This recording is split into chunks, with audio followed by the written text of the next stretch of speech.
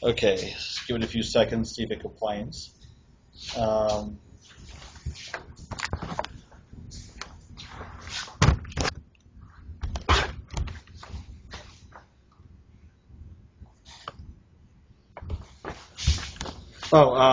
Actually, when we were on the previous board, were you able to see the writing? Mm-hmm. Oh, okay. Well, that's something. Also, I want to angle it this time to give you a better chance to Yeah. see this. See if that works. Okay. Well, we might have audio. We'll see. Okay. So the definition of bandedness. Um, okay. So, um,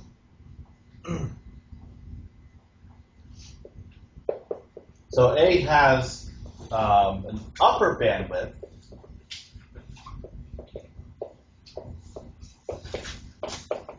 which I'll call P, if Aij equals 0, whenever j minus I is greater than P. So for instance, in the previous example, we had entries on the first superdiagonal and nothing non-zero above that.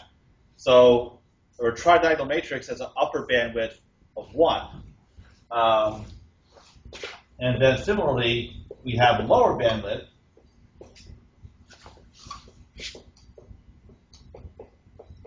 which I'll call Q, if Aij equals 0 for I minus j greater than Q.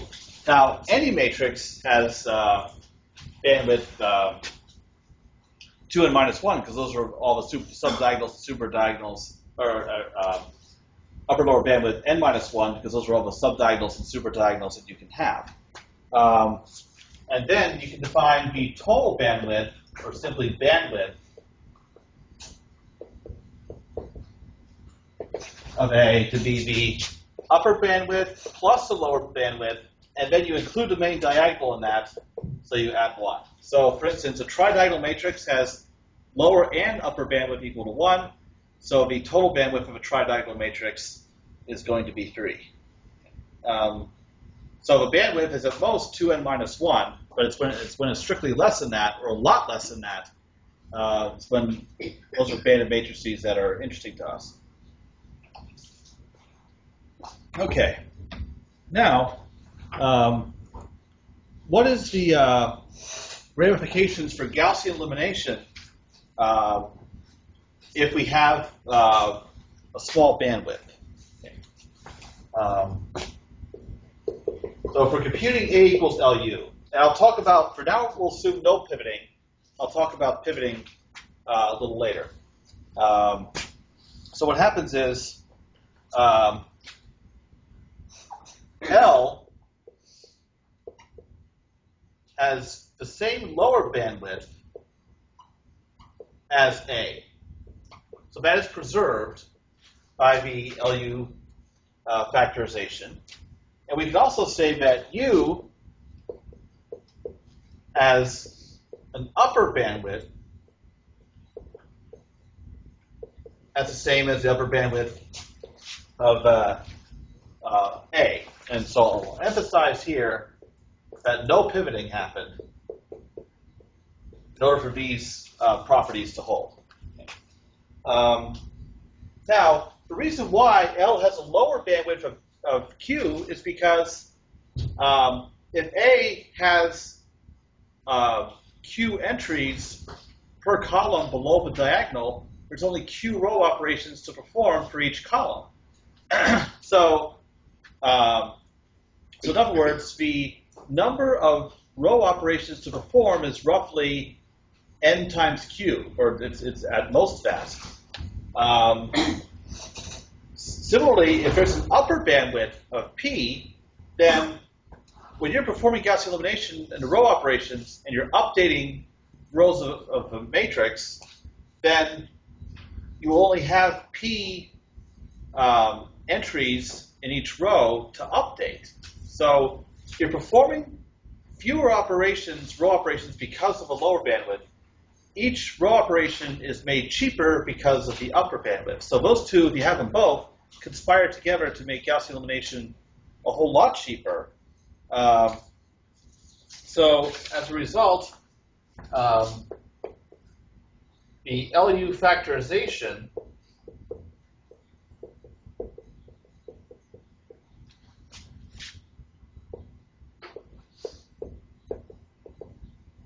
needs, instead of order n cubed operations, because I've said many times Gaussian elimination takes 2/3 n cubed operations, now it's only order n floating point operations. So bandedness knocks off 2 orders of magnitude.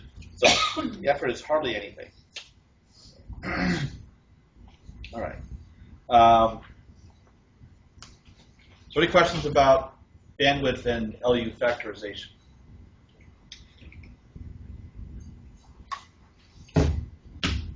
All right. Hopefully we got that recorded. Actually, yeah, I'll leave this matrix up.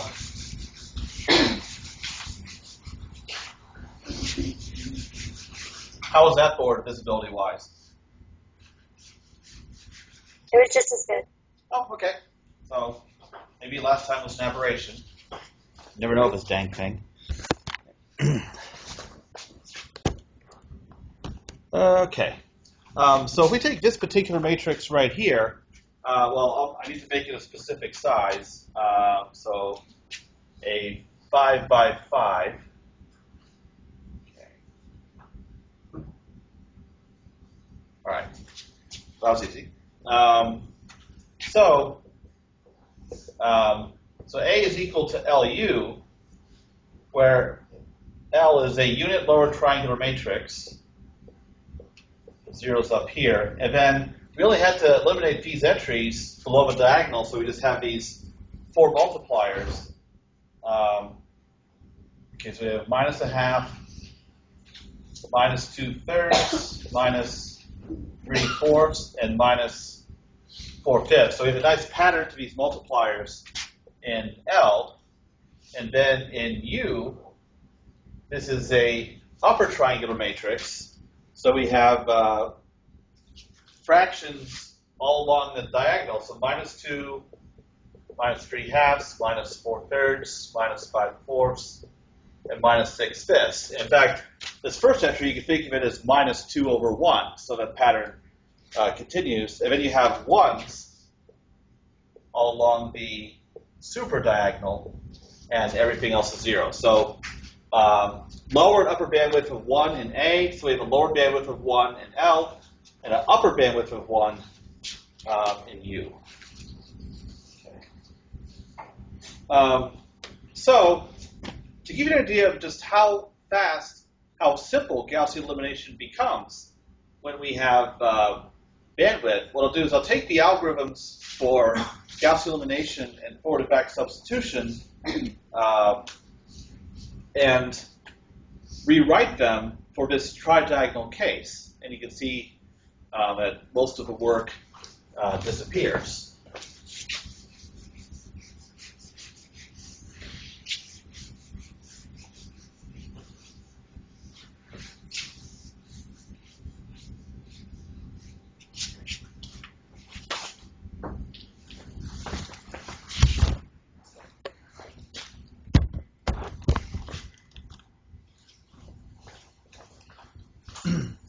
All right, so if I were to write out the algorithm for Gaussian elimination, if you're following along taking notes, you might want to hold off until I start actually messing with the algorithm specialized to the banded case, or tri-diagonal case. So the general case, we go through all the columns, and then we go through each of the rows, and then we compute a multiplier,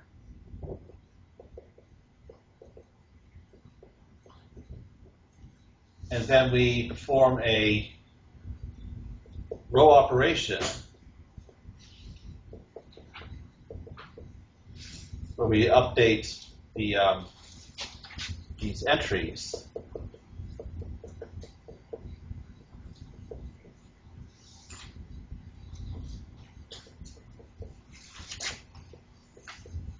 And okay, that'll do it. Now, so now I'm going to specialize this to a tridiagonal case. First of all, we still need to loop over every column, 1 to n minus 1. So that outer loop is not going to change. But starting here, what we do is in each column, we start below the diagonal and go all the way to the bottom. But now in each column, there's only one entry to eliminate. So in fact, we can get rid of this loop and set I equal to j plus 1. So go ahead and fill that in throughout here. So my multiplier is going to be mi plus, or when j is equal to a, j plus 1 j over a jj. So that's our multiplier. And then here, too, I can set I equal to j plus 1.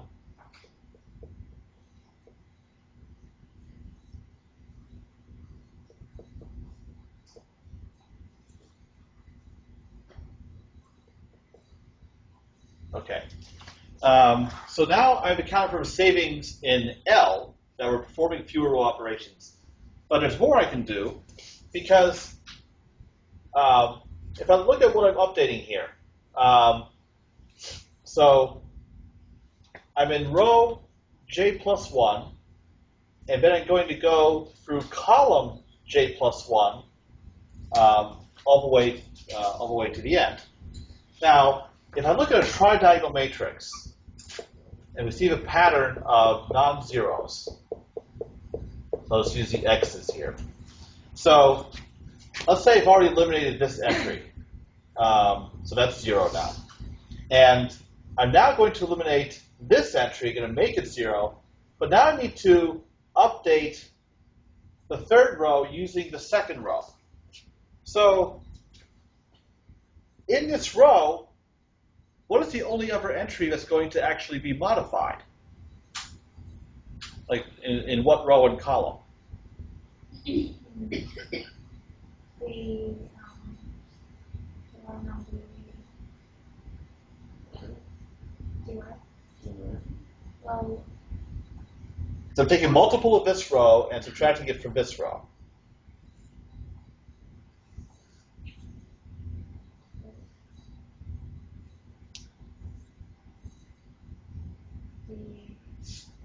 Yes, the diagonal. The other one has 0 above it. Exactly, that's why. So this entry, which is on a super diagonal, won't get touched, only a diagonal entry.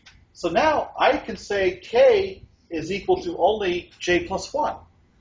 So I don't need this loop either. I'm just going to touch one entry. So now, okay, I'll just replace this whole line. So I have a j plus 1 is equal to itself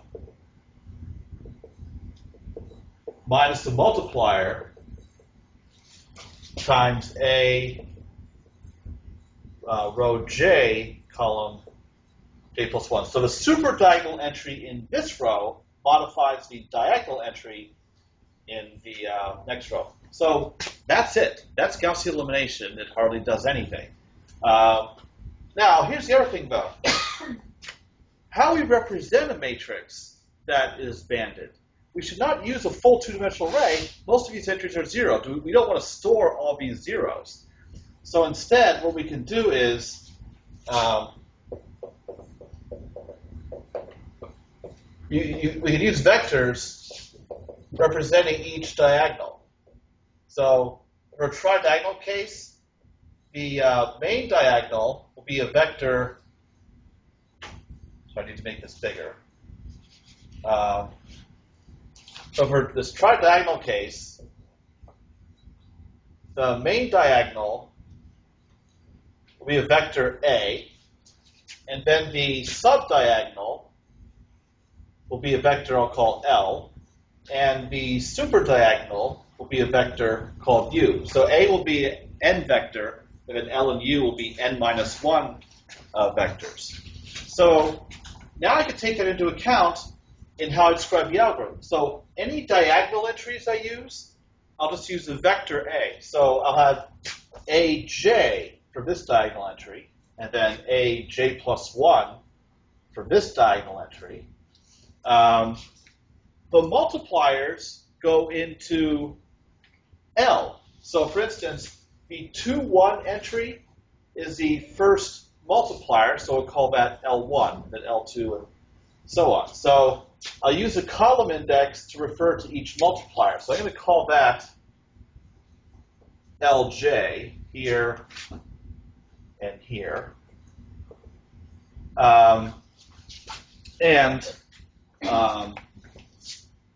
This is a subdiagonal entry also, so that'll be LJ. And then this is if a row index is less than the column index, that's a superdiagonal entry.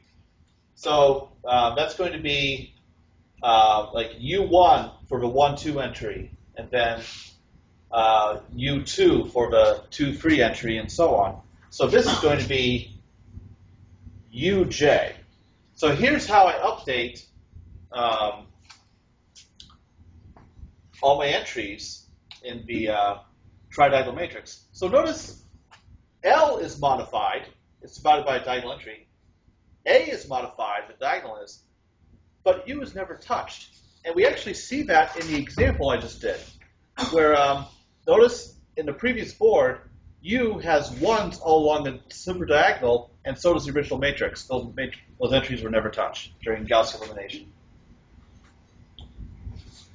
So now if I condense this a lot on the board, I have LJ equals LJ over AJ to get a multiplier, and then AJ plus 1 is equal to itself minus LJ UJ, and that's it. So for Gaussian elimination, a very expensive operation for a general matrix is reduced to practically nothing in the tridiagonal case.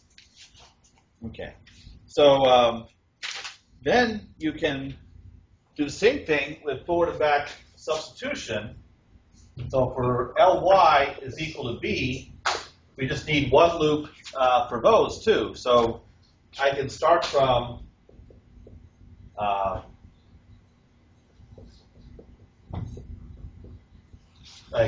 top row and go all the way down. And I can say, actually, what I'm going to do instead is I'll just set y1 equal to b1. That's all there is for the first unknown. And then my loop will start from the second row and go down to the bottom. And to carry out forward substitution, I'm only subtracting off one term. So yi is equal to itself minus, before I'd have Lij, but that's just going to be, but in this case, throughout, j is equal to I minus 1 on the subdiagonal. So I'm just going to have Li minus 1 times yi minus 1. So each unknown is updated using a previous one, and that's the whole algorithm for forward substitution. And then for back substitution, I can compute my first unknown is just the last right-hand side value divided by my diagonal entry, and then I'll have one more loop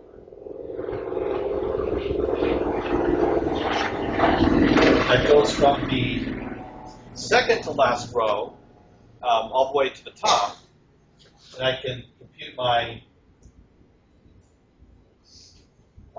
entries from there. So I have, so this is just an abbreviated version of back substitution.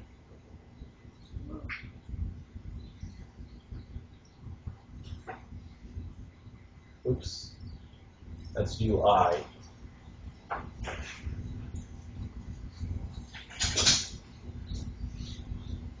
Divided by AI. And that's it. So Gaussian elimination, forward substitution, back substitution, each one takes only order n floating point operations. So also, with a tridiagonal matrix, matrix vector multiplication only takes order n floating point operations. Because you're computing n entries, you're doing only a few operations for each. So this changes things quite a bit because it means that now solving a system of equations takes about the same amount of work as matrix vector multiplication. This is huge, for instance, for methods for solving systems of differential equations, because now an implicit and explicit method take about the same amount of work. So implicit methods, which require solving systems every time step, now are become a whole lot more practical than it would be for a full matrix. Okay. All right, so any questions about the trimmed down algorithms for this tridiagonal case? If you had a matrix with wider bandwidth, the algorithms would be somewhat more involved, but for instance, you can still remove some loops, or at least have those loops run only for very few iterations. So you're still getting about a similar saving. You're still shaving off 10 orders of not 10 orders. I love that. 2 orders of magnitude. If you're really famous, you could do that. Yeah, here's an algorithm that runs in order of n to the -7 complexity. For the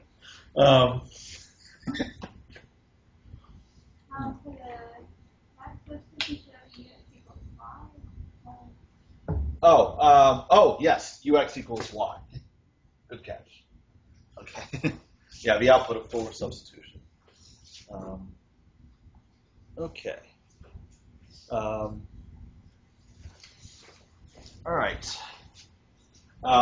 So here I stepped through the whole thing of how you trim down the general algorithm. If you take the algorithms I gave earlier for forward and back substitution and made the same kind of changes where you account for the fact that you only have certain non-zero entries to work with, then you arrive at these same algorithms. So I just kind of glossed over that for these two.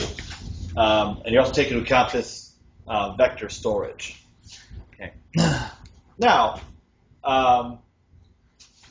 there's one cautionary tale to give about banded matrices.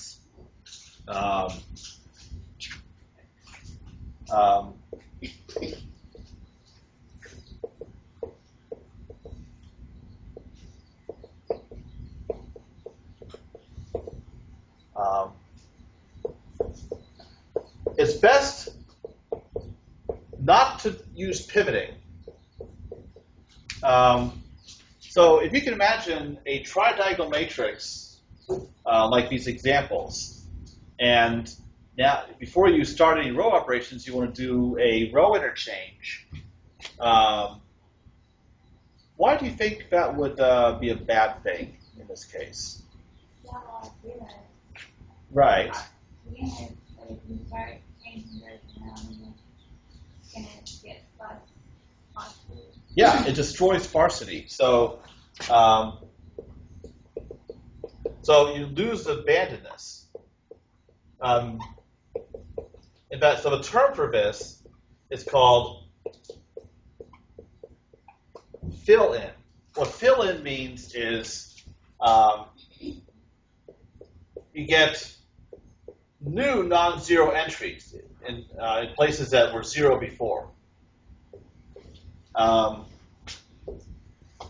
that's something you want to avoid, because now if you start filling in the matrix, now more of it becomes non-zero.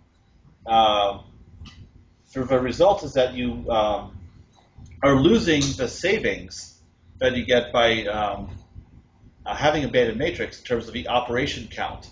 So you're no longer saving those 2 orders of magnitude of computational time if you've now introduced these non-zero entries. So So that's one thing that's important because pivoting is an important thing. It's not just to make sure that the matrix can be factored at all, but also for containing round-off error. One way to help deal with this, it's not great, but you can, like for partial pivoting, you go down the column, find the largest entry, and swap it to the top. If you relax that criterion a little bit, like maybe not pick the largest entry, but something larger or one of the largest, you may be able to save your structure somewhat. If you allow pivoting in a more flexible way to try to prevent the introduction of new non-zeros, that can help. So pivoting it doesn't get tossed out completely, it just has to get a little more sophisticated and try to keep its benefits. Okay. Because also, this is true of sparse matrices in general. Even if they don't have a banded structure, if the entries are more, non-zero entries are scattered about in this random fashion, you might have some elaborate data structure to keep track of those non-zero entries instead of using a two-dimensional array. And if you start messing with where the non-zero entries are, then you keep updating that structure, and without even performing a single floating point operation, you could get yourself into a lot of trouble performing a lot of data movements because you're maintaining a data structure that stores non-zero entries. For instance, in MATLAB, sparse matrices are maintained as a list of row and column index pairs and the actual entries themselves. You're saying that they're not floating point operation that you're doing, but you have the expense of managing your data. Yeah, so now memory management becomes more of an issue. Yeah. And if you're working in parallel architectures, now you take out communication among processors. The more sophisticated the algorithms get, the more things you have to take into account besides just the arithmetic. Okay. So now I have a half hour left. So I can actually say a little something about iterative methods before we quit for spring break. As a reminder, because I'm traveling during spring break and I don't get back until too late on Monday after, so we do not have class on Monday the 16th. So we'll pick up on Wednesday the 18th.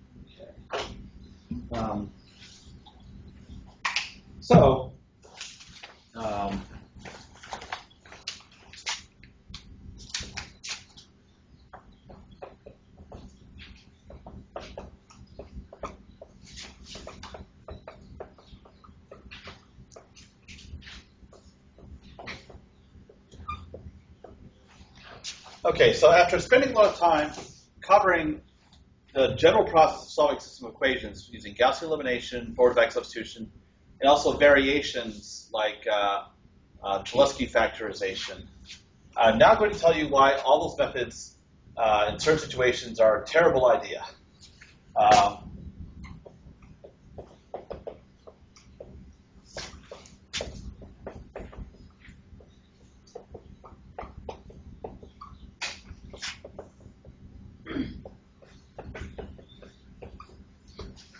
Okay, and I have several reasons for you.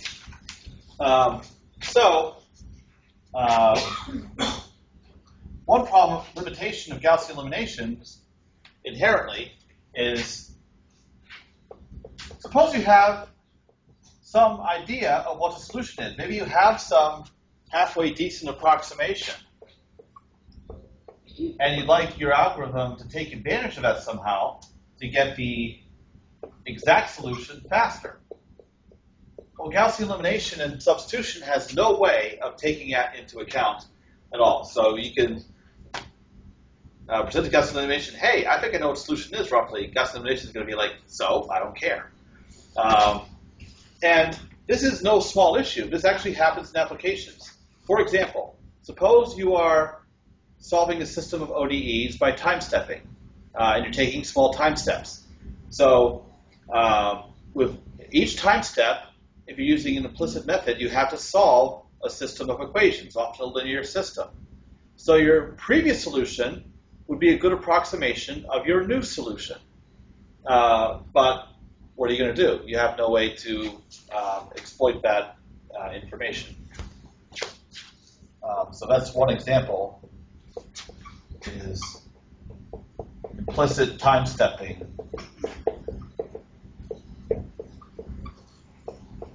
for systems of ODEs. Okay.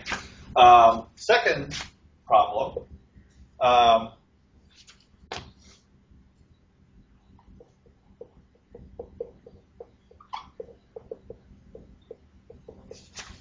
Gaussian elimination and substitution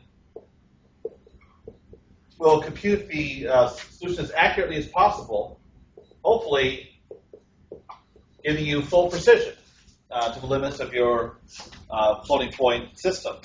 But let's suppose you don't really need that high accuracy. Suppose you only need 3 decimal places. What if getting high accuracy is a waste because there's so much uncertainty in the model in which your system is based that expending extra effort to get 15 decimal places is a waste of time, because for a large system, when you have so much uncertainty that you only need a few digits, or 3 digits, or a few digits are all that are useful. Gaussian elimination substitution has no way of stopping early and settling for lower accuracy. It's going to go all the way. So Gaussian elimination is your go big or go home algorithm, I suppose. You can look at it that way. As opposed to iterative methods where you can take a zillion iterations if you want that high accuracy, but you can take fewer iterations and settle for less accuracy if you want. It's more flexible. Okay. Third problem, I already touched upon this. If you have sparse matrix, then pivoting especially is bad, or even just row operations. If you have some strange pattern of non-zeros, then you have this fill-in problem. Now, if you do Gaussian elimination without pivoting, you can keep abandoned structure. That's okay, but other sparse matrices, no matter what you do with Gaussian elimination, with or without pivoting, you might lose your sparsity just from the row operations. So we want to avoid that. It'd be better to have a method that's based on, for instance, maybe just matrix vector multiplication. Then you don't have to worry about this. Okay, and one more reason.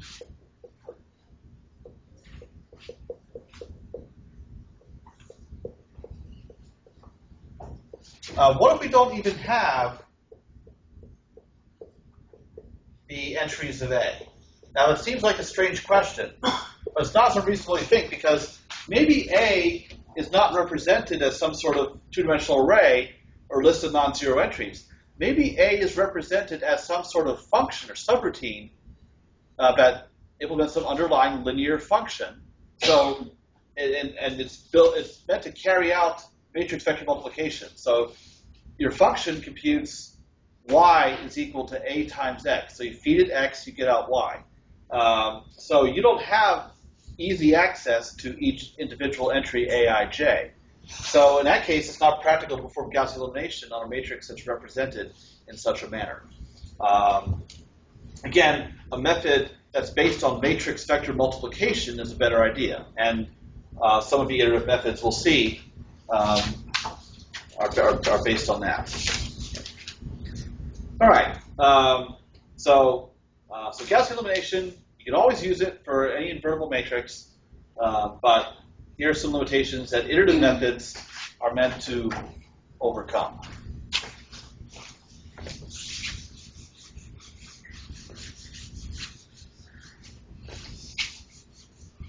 In fact, research in iterative methods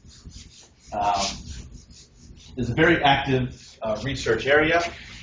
It's so active that we have someone here who's working on it. And who knows, perhaps there are people too, I don't know. Okay.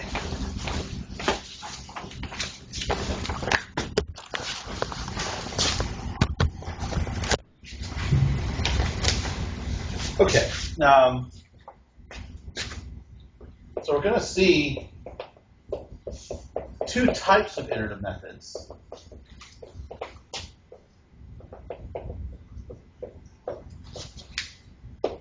Okay, so the first what I'll cover are called stationary iterative methods. And the idea is they compute a sequence of iterates that converge to a solution x if ax equals b. And the iteration always has this form. Each new iterate is obtained by plugging the previous iterates into some function g. And any of you who've taken Math 460 or 560, you might recognize this process as fixed point iteration, which is a very useful approach to solving difficult equations. There's a lot of theory behind it, some of which we'll discuss. So often, whatever equation you want to solve, you want to try to describe it in this form. So you choose an initial guess, and then the process is very simple, and hopefully, for your problem, you can prove that this kind of iteration will converge to the exact solution. Okay. And then the other kind, predictably, are non-stationary. So they don't fit this fixed point iteration form. The idea is each new iterate is equal to the previous iterates plus some constant times some vector, which is called a search direction. And there are various approaches to choosing the search directions and these parameters, these alpha k's, that multiply them. Like for instance, you can describe a problem of solving ax equals b as some sort of minimization problem. So x is actually the minimum of some function. So each iteration is meant to reduce the value of that function until it gets as small as possible, and you've arrived at the minimum, which is also your solution. So the first non-stationary method we'll talk about is based on that idea taken from multivariable calculus, the notion of steepest descent, to make a function of several variables decrease. And then we'll start with that idea and then fix it up. So I'll focus on stationary for, whatever time we have left today, and also the first class after break. And then we'll spend a lot more time on the non-stationary methods, which actually, personally, I think are more effective. Okay. So let me just give you the general idea behind how stationary iterative methods work and when they converge.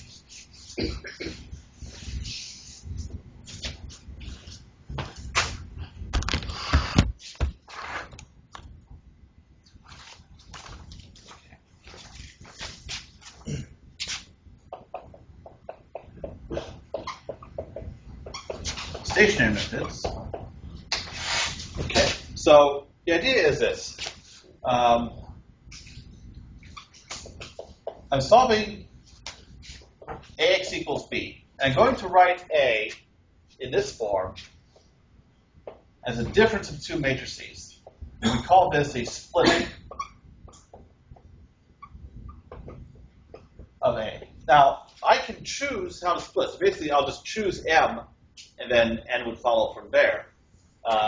Each possible splitting is going to lead to a different stationary iterative method.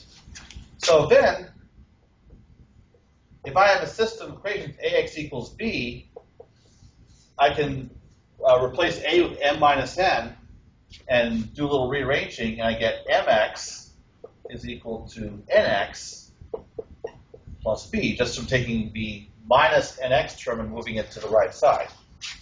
In other words, I can, and if I assume that M is invertible, I can move M to the other side, and I get that. So in other words, my solution X now satisfies this equation. So I'm going to take this and define it as g of x. So now what I have is a fixed point iteration. So my iteration has this form. Each new iterate is equal to a function g applied to the previous iterate. In other words,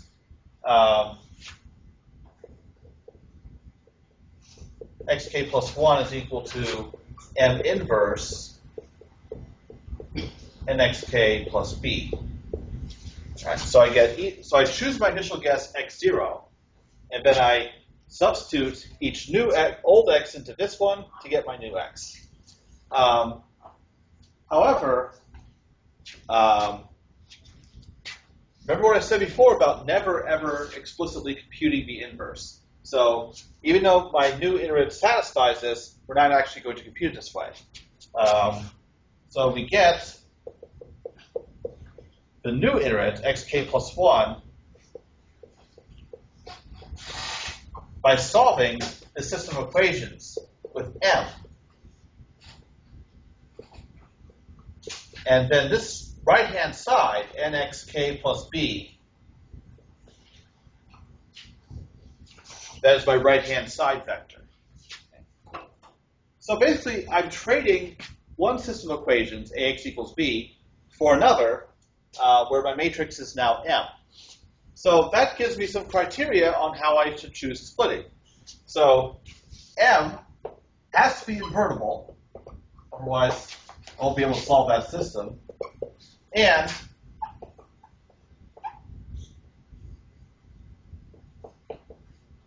dang it.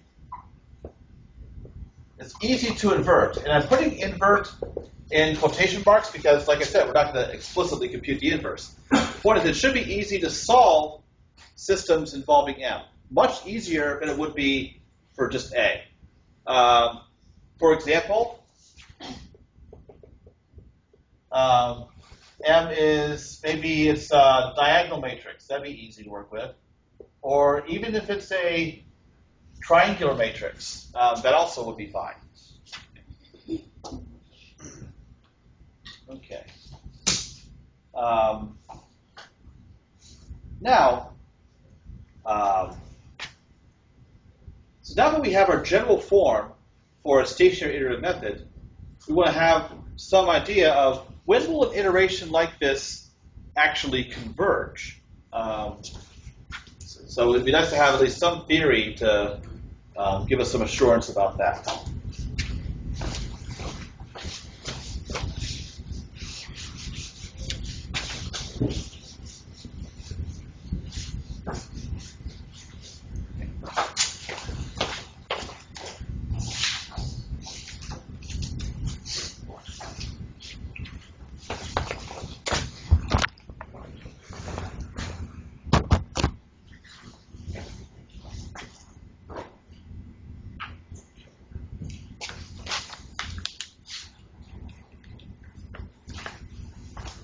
So the big question now is, when does this iteration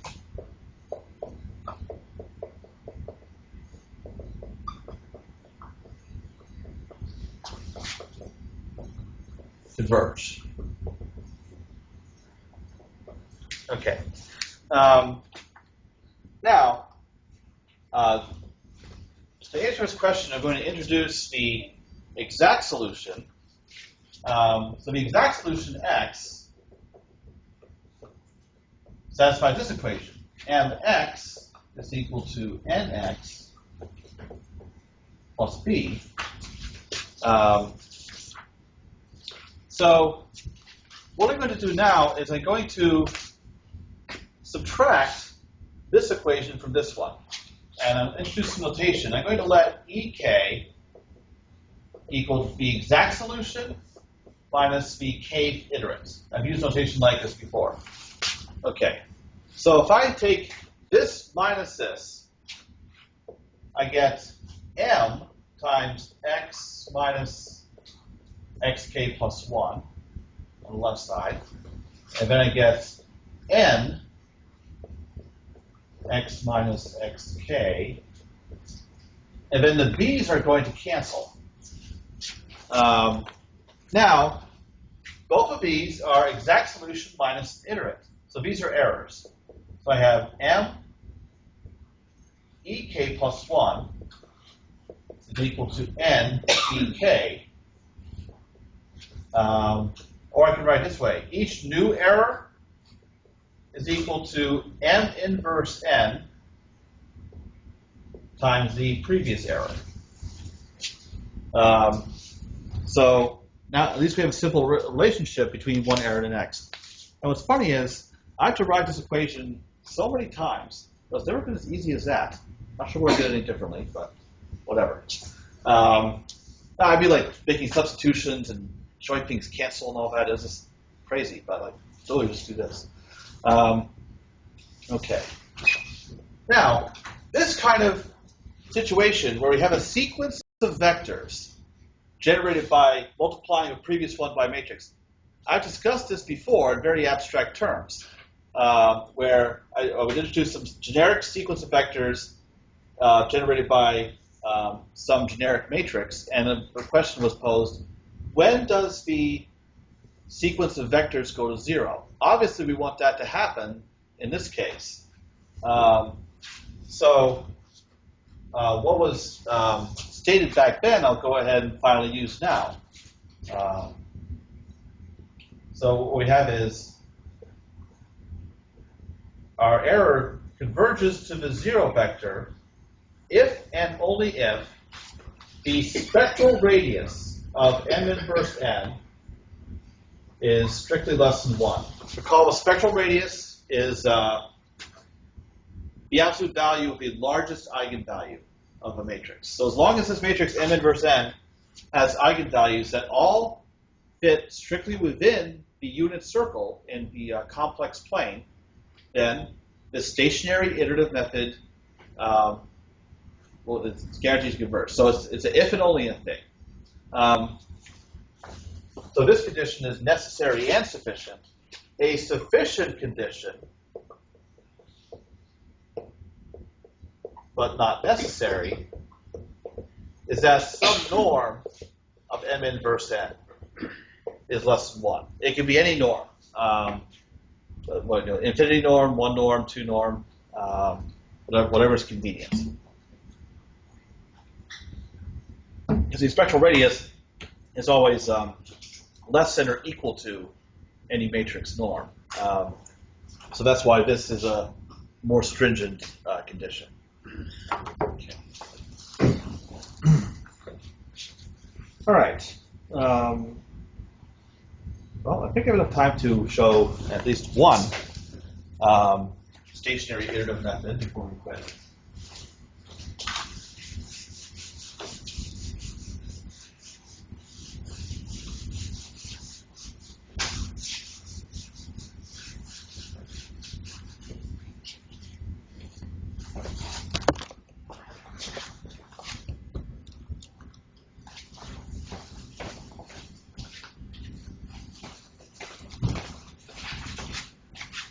Okay.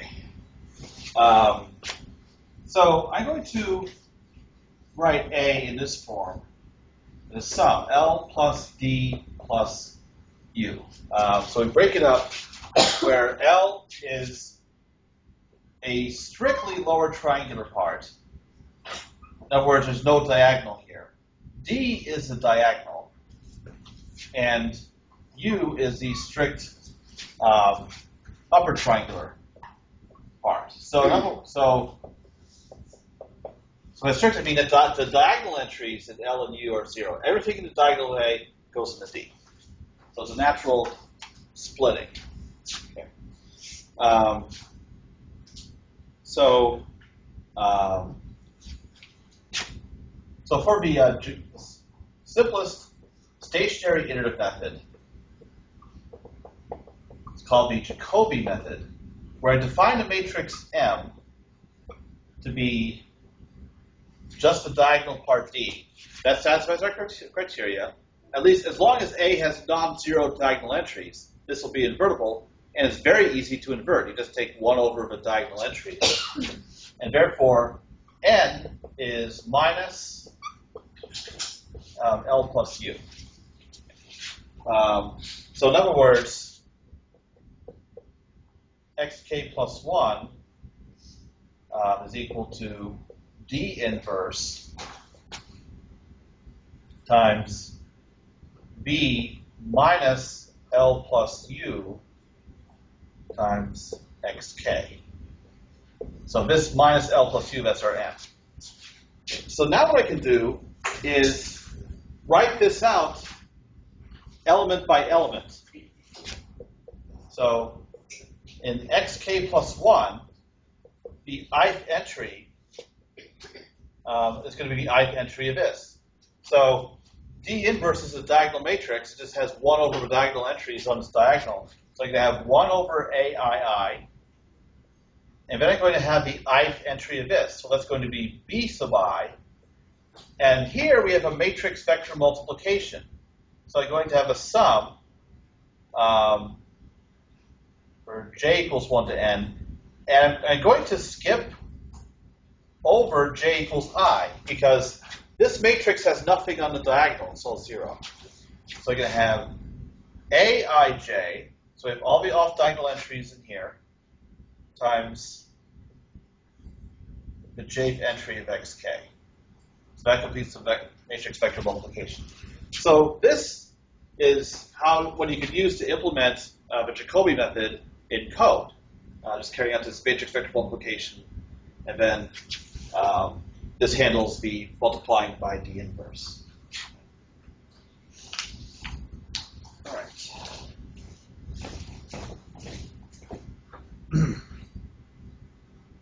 4 minutes. I can do this.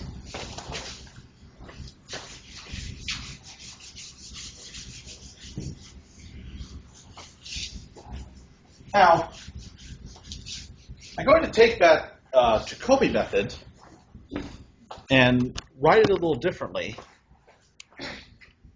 and that will reveal a way to improve it.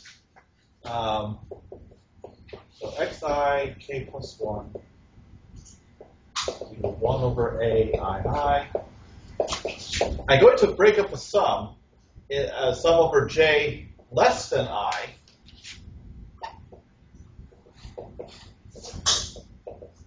and then a sum of j greater than I.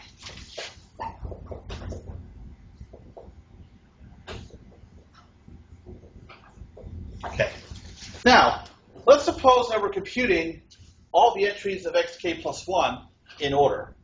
So let's say, so I've computed several entries already. So I'm down somewhere in the middle of the pack here. I'm computing the ith entry. Well, here I'm looping over all entries j less than I. So I've already computed these entries of xk plus 1. So what am I doing here? I'm using the same entries of xk. In other words, this right here is old information. I'm not using the most up-to-date information about the solution that's available to me. As for this, I have no choice. I have not computed these entries of xk plus 1, so I have to use xk. So what if I go ahead and change this? And I get the Gauss-Seidel method.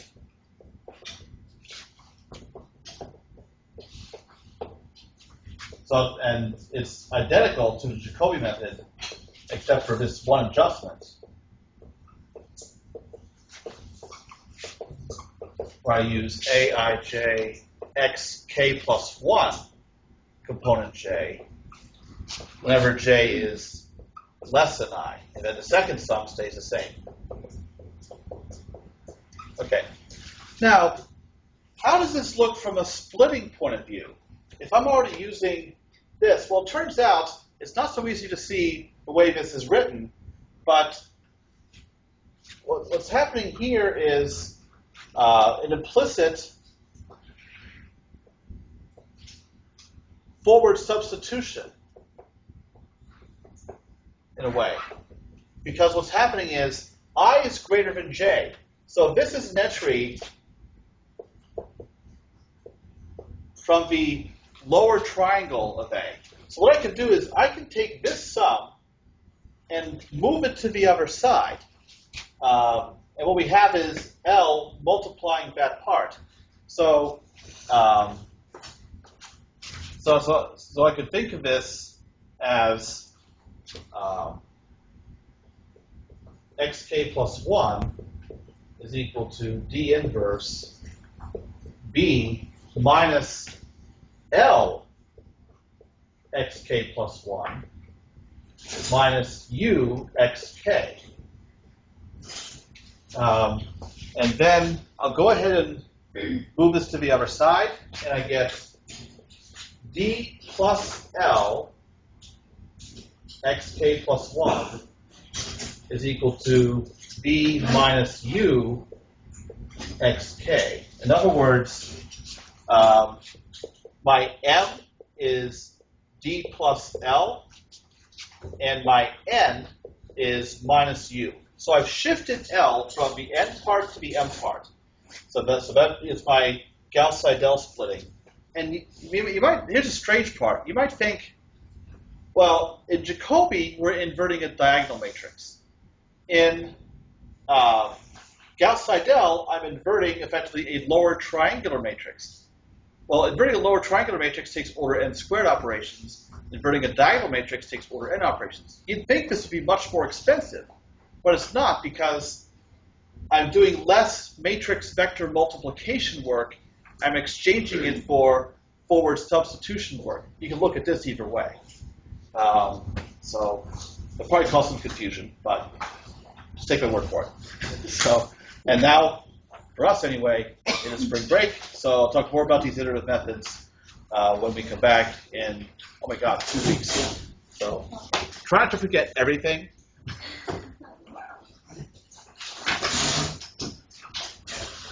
And hopefully this posting works.